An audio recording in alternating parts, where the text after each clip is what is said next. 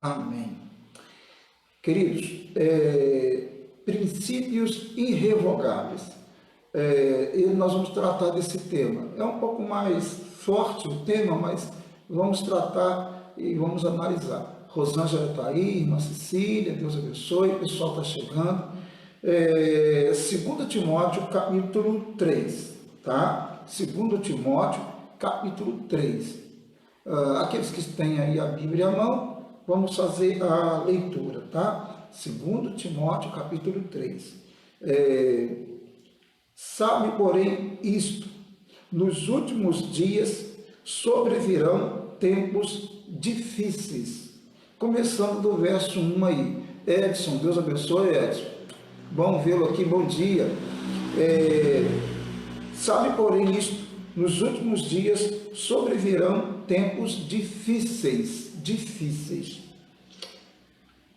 Bom, algumas pessoas, e até vão surgindo profetas, né, do caos nesse tempo, e muitas pessoas precipitam em falar as coisas, em dizer que nós estamos vivendo, né, nos últimos dias.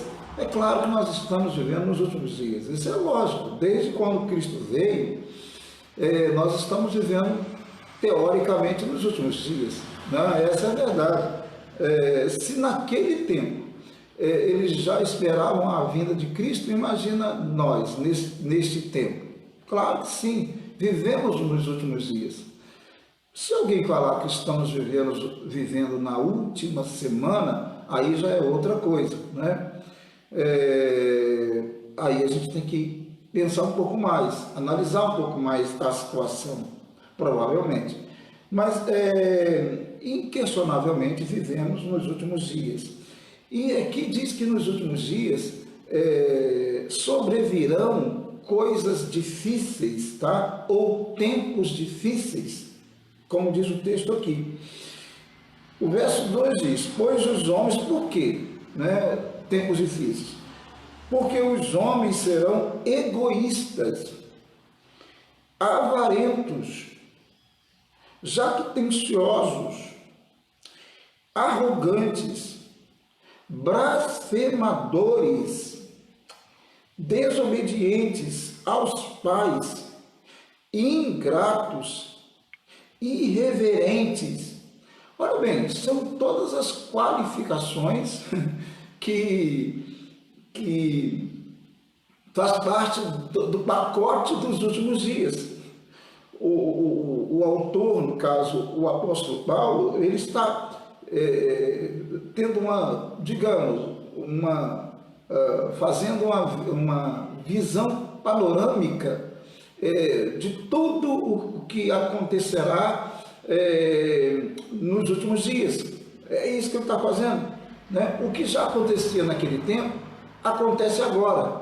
A questão, talvez, seja a dimensão do que acontece.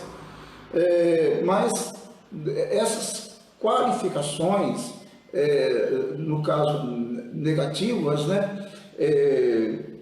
Essas características negativas, como pessoas egoístas, sempre existiram, mas isso se multiplica. A dimensão disso, com certeza, ela vai cada vez mais aumentando, né? E a gente percebe isso nas nossas relações humanas, nas relações sociais, né? Na sociedade. Pessoas arrogantes, pessoas que blasfemam. Meu Deus, quantas pessoas têm blasfemado nesses tempos, falado contra Deus, não só falando contra Deus, mas se achando Deus, porque a blasfêmia tem muito a ver com alguém que se acha Deus, né?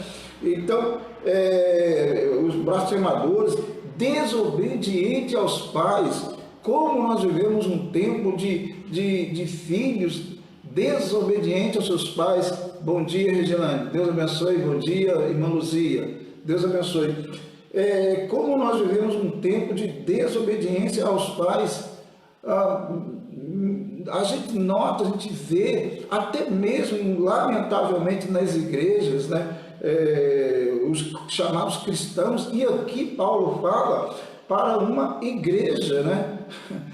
Está falando, né, a uma igreja. Então, 2 Timóteo, capítulo 3, a partir do verso 1, é um texto que trabalha os termos, as palavras dirigidas à igreja. Essa é a situação. E os ingratos, né, também, ingratos, a ingratidão a Deus, a ingratidão às pessoas, né, irreverentes, né, sem reverência alguma. São pessoas que, de comportamentos, de atitudes realmente que não tem respeito ao próximo, a nada. Lamentavelmente, não tem respeito às autoridades, não tem respeito às autoridades eclesiásticas também, e nem civis, desafeiçoados, ou seja, sem afeição, sem carinho, sem amor, implacáveis, são pessoas malignas, né?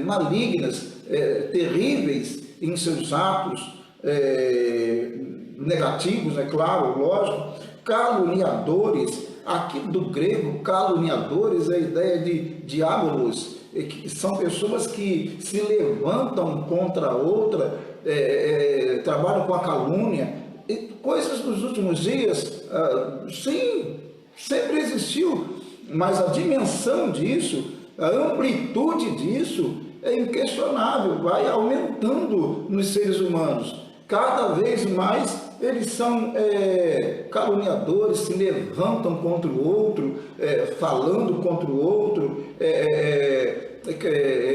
levantando o falso, né?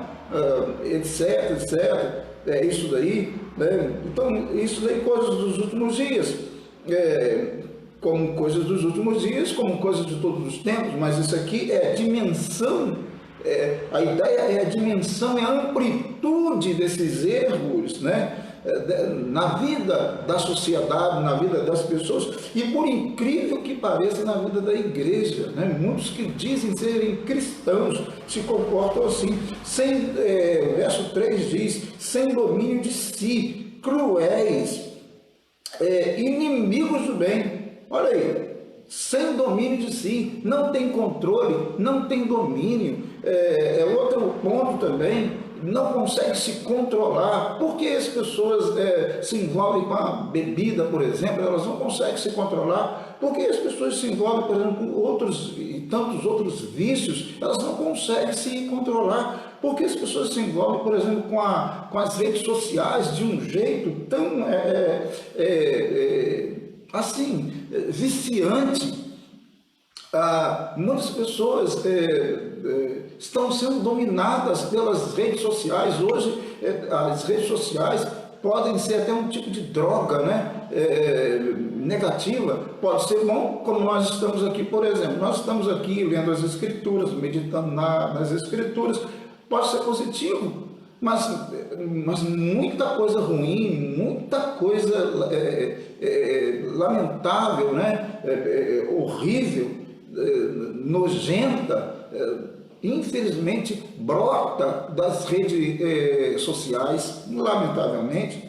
Muitas coisas assim que não se deve nem falar aqui, porque são coisas vergonhosas, brotam, né? Nascem das redes sociais, são produzidas pelas redes sociais. Eu, por exemplo, eu tenho as minhas páginas, até por ser, pela bondade de Deus, escritor, eu tenho algumas páginas nas redes sociais. Tem página, por exemplo, WhatsApp, eu tenho Facebook, várias páginas, eu tenho Instagram, Twitter e tal. Eu tenho isso tudo. E às vezes eu estou, vendo alguma coisa e de repente bate algum tipo de cena, ou algum tipo de convite, ou algo assim, né? Ou um dos meus, entre aspas, amigos, né? Coloca uma foto lá, uma nudez e essa coisa toda. E quando eu vejo isso, na mesma hora eu vou bloqueio, tiro, não aceito, mas isso acontece demais. Tem pessoas que são viciadas nisso, nessas coisas, né? Na pornografia, essas coisas todas ruins, lamentavelmente. E é isso aqui que diz: inimigos do bem, inimigos de Deus, né? Inimigo das coisas boas, inimigos de fazer o bem ou daquele que faz o bem, tá? Tem isso também.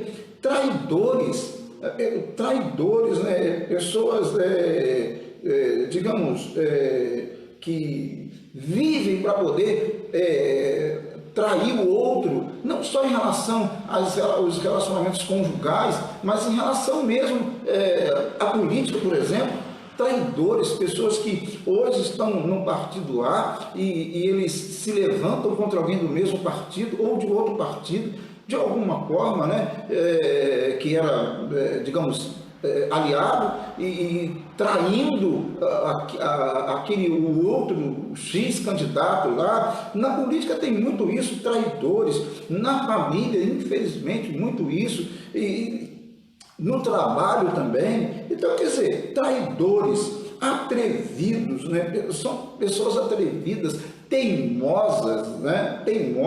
Tudo coisas, um pacote dos últimos dias. Não que essas coisas não existiam, mas a dimensão dessas coisas, né? A dimensão, né? A amplitude, a prática disso, um aumento grande disso, né? Potencialmente disso, né? Desses atrevidos, e vai falando, vai citando aqui: mais amigos dos prazeres do que amigos de Deus, né? Mais amigos dos prazeres, dos vícios do que amigos de Deus.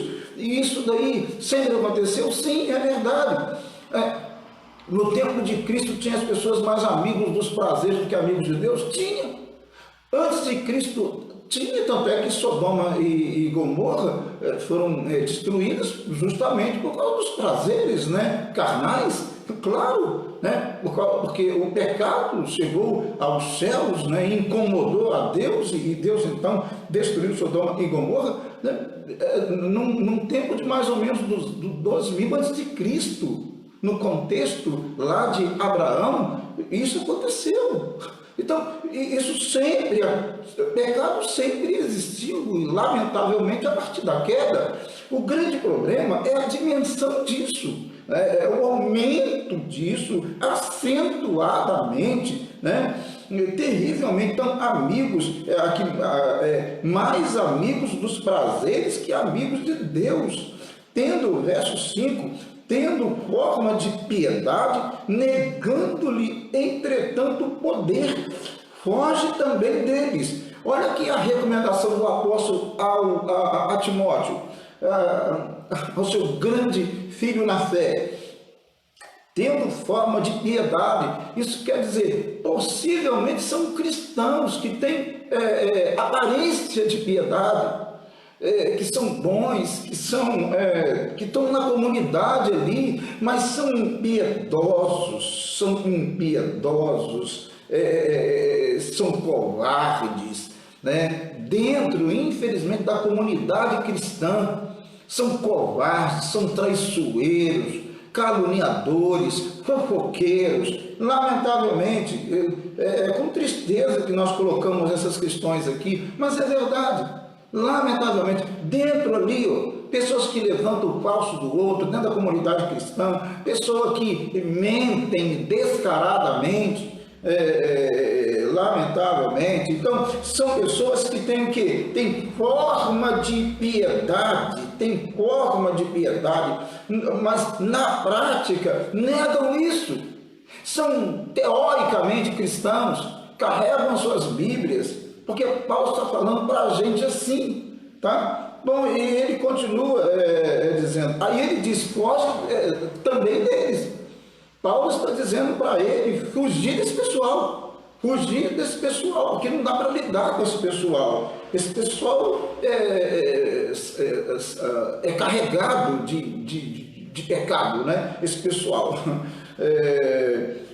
Aí ele continua falando muitas coisas, pois entre esses se encontram os que penetram sorrateiramente nas casas e conseguem cativar mulherzinhas, né? Ou mulherinhas, né?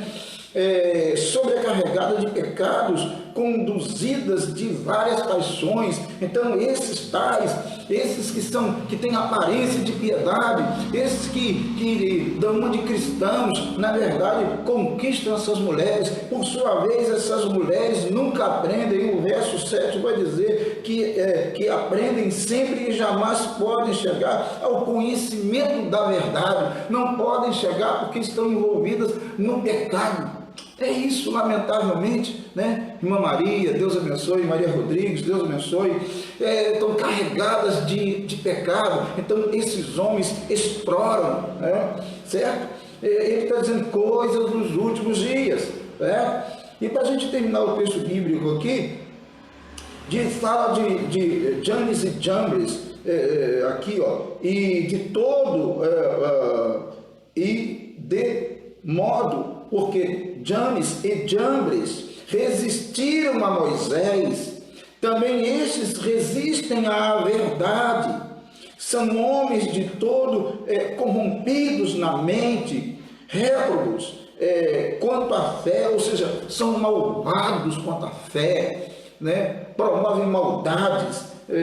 Janes e Jambres, aqui a ideia de Janes e Jambres é o Targum, que é uma literatura judaica, um comentário da Taná, que é a Bíblia judaica. Então, fala que Janes e Jambres são aqueles mágicos lá no Egito, quando Moisés chegou lá, Moisés fez os sinais, eles também fizeram os mágicos, os sábios, né, do Egito fizeram também. Então, Janes e Jambres seria dois desses mágicos, desses magos, né, do Egito lá no tempo de Moisés. Então ele cita isso, né, que como eles resistiram a Moisés. E aí agora nós temos muitos Janes e Jambres, né, muitos Janes e Jambres que resistem à verdade, que resistem à palavra de Deus, são teimosos, são blasfemadores, né, resistem às coisas do Senhor, lamentavelmente, tá? Eles, todavia, não irão avante, porque a sua insensatez será a todos evidente, como também aconteceu com daqueles, assim como Janes e Jambres foram caíram, perderam, foram derrotados, não vão avante as pessoas assim. Então a gente tem que fugir dessas coisas, né, dessas atitudes lamentáveis, e a igreja de Deus, a igreja de Cristo tem que resistir, ela não pode aceitar, ela tem que pregar contra isso. André está aí, Rezende, Deus abençoe, irmã Regina, a igreja tem que pregar contra essas coisas, ela não pode abrir mão dos seus princípios, dos princípios bíblicos estabelecidos, né, nas Escrituras Sagradas. E o devocional, ele vai nesse caminho. Diz assim o nosso devocional: princípios irrevogáveis para definir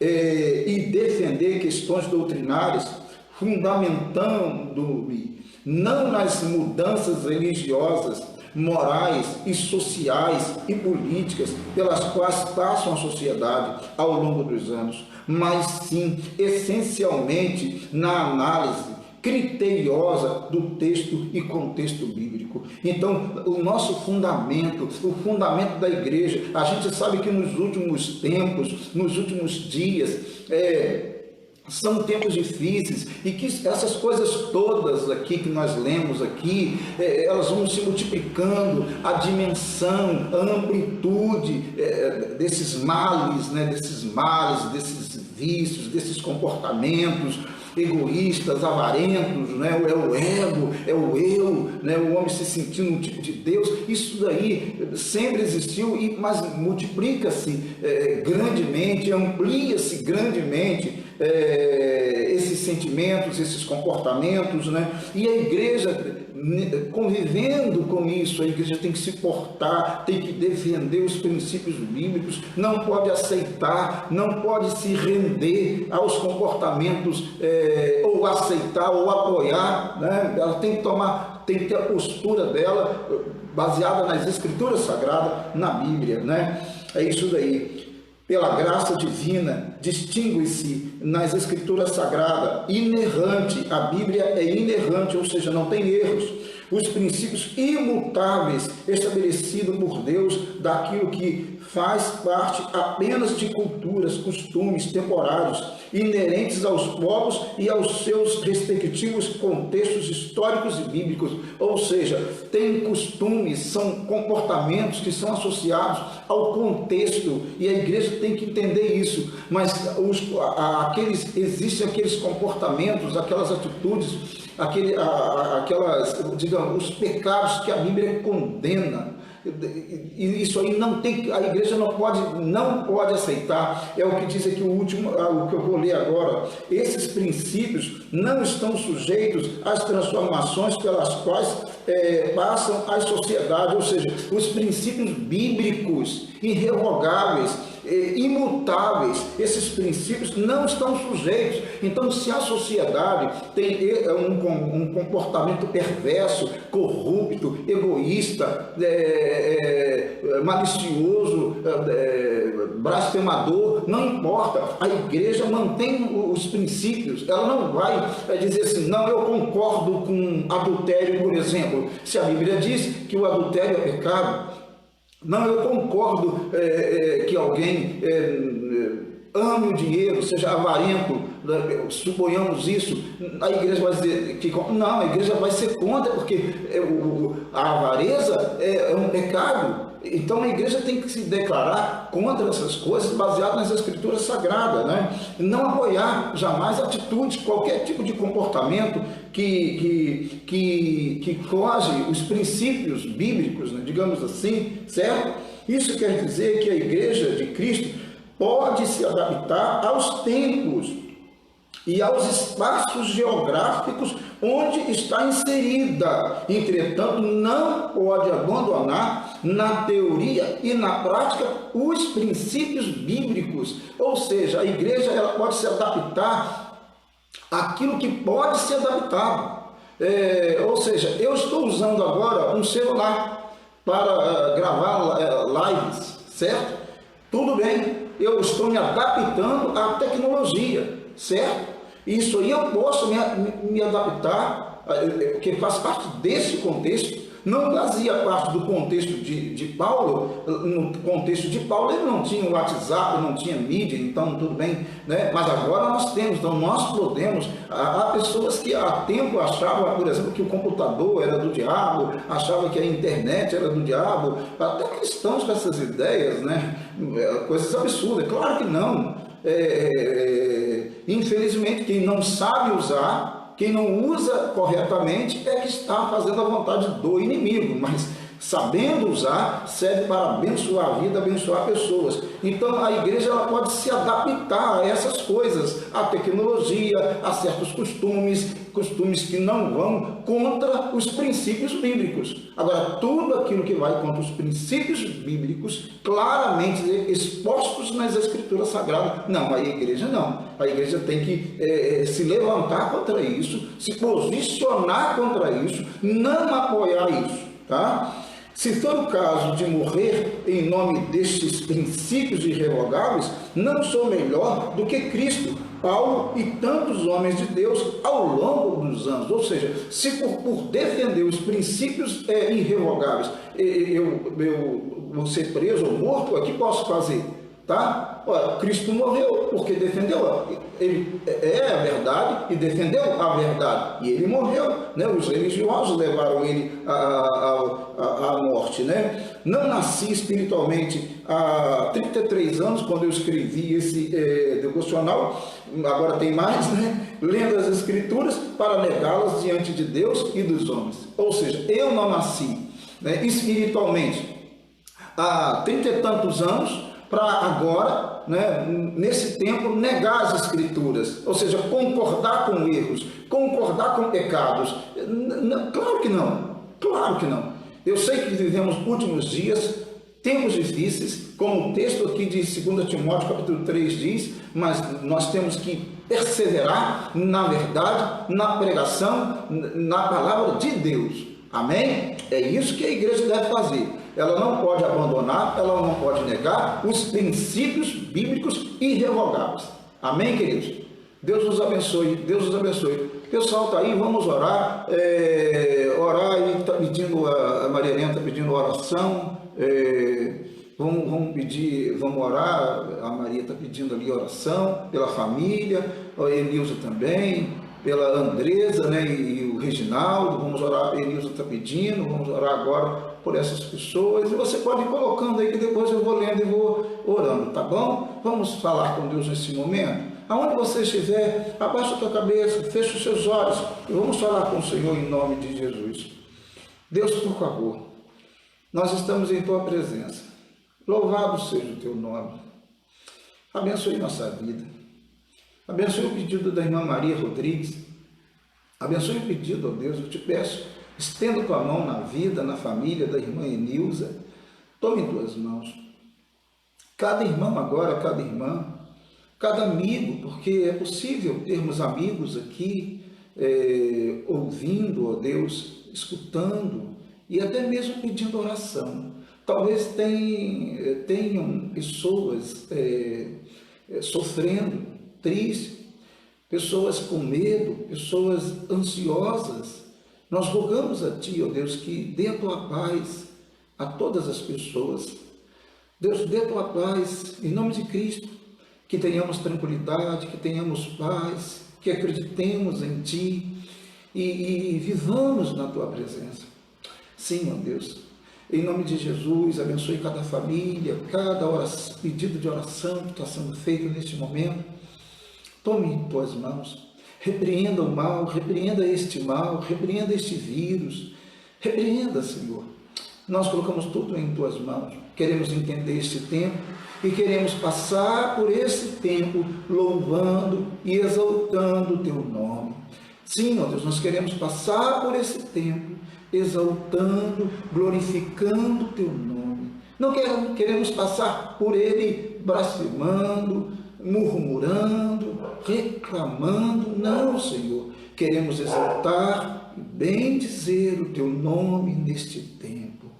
É difícil, às vezes, louvá-lo, engrandecê-lo, adorá-lo em tempos difíceis, em tempos de adversidades. Mas é necessário. O verdadeiro cristão se porta assim, Senhor. Em nome de Jesus. Abençoa o nosso país, o nosso Brasil. Precisamos de Ti, Senhor. Em nome de Jesus, toma o nosso país em Tuas mãos. Faça cessar o mal neste país. Contudo, a nossa vida está em Tuas mãos. A nossa vida está diante de Ti. Tu és o Senhor, tem todo o controle, sabe de todas as coisas. Nós não sabemos nada, Senhor, mas Tu sabes tudo, Tu conheces tudo, Senhor. Só te peço que, em nome de Cristo, nos dê a graça de passarmos neste tempo por essas aflições, louvando e exaltando o Teu nome. Em nome de Jesus, nos dê a Tua graça, nos dê a Tua direção. Sim, ó Deus, nós te pedimos, sim, nós estamos orando, sim, nós estamos clamando, sim, para que Tu repreenda este mal, ó Deus, do Brasil e do mundo, em nome de Jesus Cristo. Quero colocar todos os países em Tuas mãos, em nome do Senhor Jesus. Estenda a Tua mão poderosa para abençoar. Abençoa a Tua igreja, que ela viva na Tua presença, que ela glorifique e exalte o Teu nome, em nome de Jesus, Teu Filho. Amém e amém. Amém? Queridos, Deus abençoe em nome de Jesus. Aquele abraço, ó, grandão, fortão, um abraço virtual, um abraço espiritual em nome de Jesus. Amém? Deus abençoe. Luciene está aí, Deus abençoe. Grande abraço, Rosângela, Deus abençoe em nome de Jesus. Até amanhã, 7 da manhã, se Deus assim quiser. Em nome de Jesus. Abração, fique com Deus.